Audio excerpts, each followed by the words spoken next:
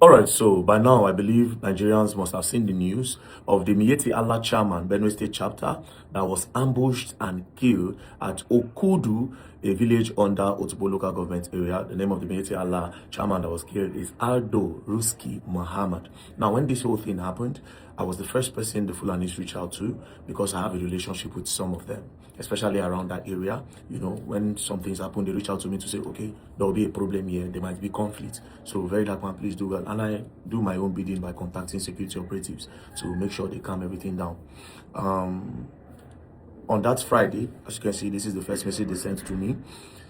Sir, we need to talk. Serious fight between Fulani and Benue people, and Benue people is about to happen. This message was sent to me around 6:56 p.m. Right, and immediately I just went straight and I called the security operative. Of course, they didn't know what was happening, and I told them, "Oh, you have to move into Benue, else there might be a reprisal attack, and there will be a lot of bloodshed." So the first thing was to stop that from happening, which so I've alerted now, and they'll go after the people that killed the Miyetti Allah leader so that they can stop the killing. I don't know why they will go and do that. These people cause a lot of problems. Why would you go and do that when you know that there will be reprisal? You understand why? Please, I'll get back to you. Please, I beg, just help me, please.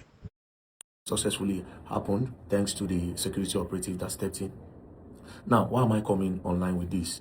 Because things like this, it needs to be put out there so that the people, the leaders in Benue will know how to talk to their boys and to control the problems that might possibly happen and the future problems. You know, things like this. You will just hear now say they just come, they just on alive 200 people, 300 people. Things like this is usually the genesis of the problem. Now, what happened to this man? Before this thing happened, this man was on alive on the 26th. That was when they ambushed him at Ukudu and they unalived him. Before this, on the 11th of June 2026, his first son Idris, and some of his friends, they were going to the car park.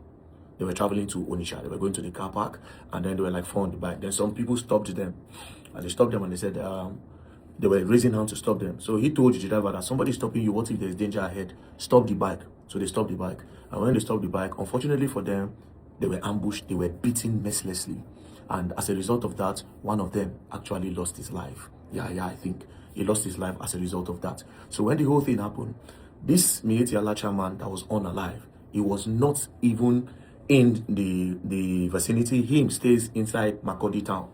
So his son called him and said, "Dad, look at what happened." So that was why he now put a call across. Then the local government chairman now called for a meeting. He called for a meeting. They went there for the meeting. They apologized that they were going to fish out the boys that ambushed them. At the end of the day, they said they were going to take care of the Fulanis that were beaten up, that they would go and take care of their hospital bills and everything. And the one that died, they apologized that they were going to mount an investigation on the matter. At the end of the day, they paid 1.2 million naira for everything. The community paid the Fulanis the amount, and they left. Then on this 26th, according to what they told me, that the DPO called and said there is a meeting, that this chairman should come for a meeting. And as the chairman came for the meeting, the DPO told him that before he came, he said, the local government chairman, the ruler of the land, and some prominent people want to do a meeting with you because of some other, so that we can avert all these problems from occurring again. That when his father went there, he asked the DPO, that DPO, where is the local government chairman? DPO said, local government chairman, no day. He said, what about the other ruler? I said, but why did you now call me? The DPO said that Fulani was entering people's farms to destroy their crop. He said, yes, this is something that you can call me on the phone. I can easily call the Fulani leader there to stop this and bring all those people to book and to make sure they pay for damages. You didn't need to call me all the way to come. He now said, they said, according to them, that the DPO then told them that that anytime there's a problem in that community and their crops are being scattered, that they want to reach out to that leader in that area, but they are scared to go to where the Fulanis are. Then the chairman told him that there's no problem. I can arrange a meeting with the community and them so that they can easily have a relationship. You know, let them have a relationship and there's no problem. Then the father now went further to tell the DPO that, DPO, that people that their farm was affected, since I'm here, call them out. Let me speak to them. Right, call them out. I want to talk to them. That the DPO now said, there's no problem. That is just going to give them a week. It's going to give the chairman a week that they will sort it out. But if the cows eating of crop occurs again, that then he cannot call him back so that he can meet the people. Fine. That was how he moved. And as he was going from Ohimini, Abi Onimihi, from there, the DPO division sorry, I don't want to mix. Ohimini local government. That was where the meeting was at. So around 2 p.m. as he was leaving, next thing they saw a pickup truck, like a Hilux, by the side. His boys went before him. He came with some other Fulanis, they left. So those Fulanis saw that Hilux, but they didn't pay attention to it. It was vigilante, and they left. It was that same spot close to a market that the man was shot. You understand? So it looked like an ambush, and this is what's happened based on the information I gathered. Now, you ask why I'm making this video.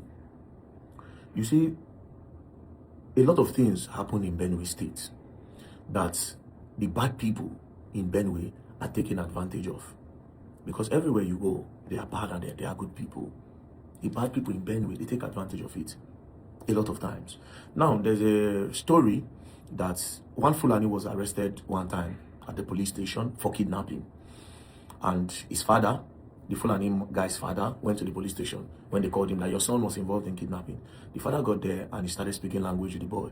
That how come you are a kidnapper? Why would you do that to our family? You know, and he now told police to make sure justice is served. That the boy now told his father that he's sorry for everything, but it was some Benue boys that contacted him that they will do the kidnap and he will be the one to receive the money.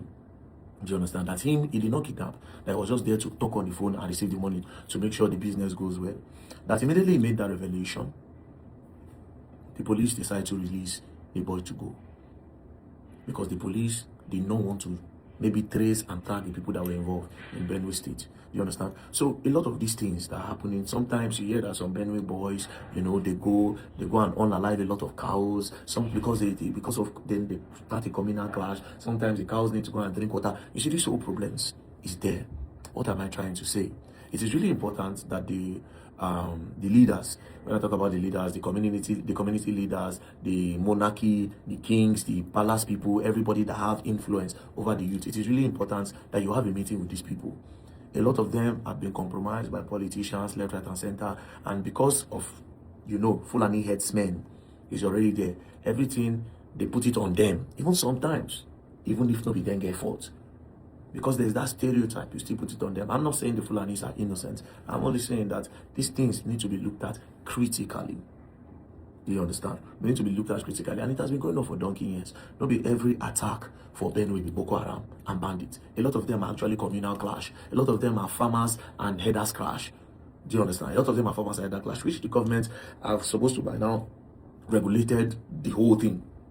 But yeah, politics is happening, you know. But within ourselves that are not politicians, the people are the ones suffering it. So it is really important that the community leaders call the youth together, you know, have a very good meeting, and everybody should know their role in the society to have a better Nigeria. It is really, really important. You understand? As I speak now, I've tried my best. I've spoken to the Fulanis, you know, I've spoken to them. I've told them they believe in me, they trust me very well. We talk a lot about a lot of things, you know.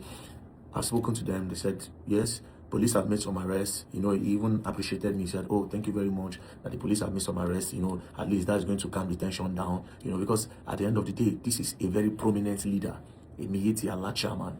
And I've heard the man speak before. I've heard that man speak before. Like this is a video.